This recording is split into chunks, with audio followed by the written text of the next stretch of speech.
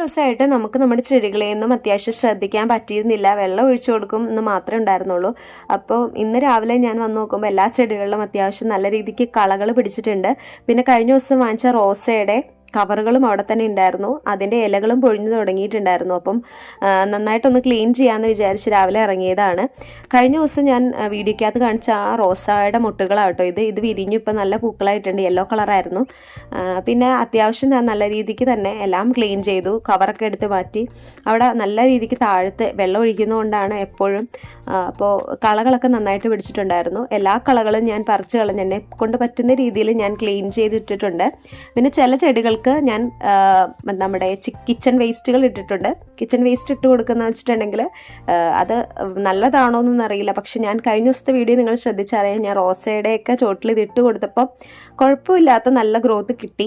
2 ദിവസം കഴിയുമ്പോൾ ഞാൻ അതിൻ്റെ പൊക്കത്തേക്ക് കുറച്ച് മണ്ണോ പൂഴയോ എന്തെങ്കിലുമൊക്കെ ഇട്ട് കൊടുക്കും കേട്ടോ.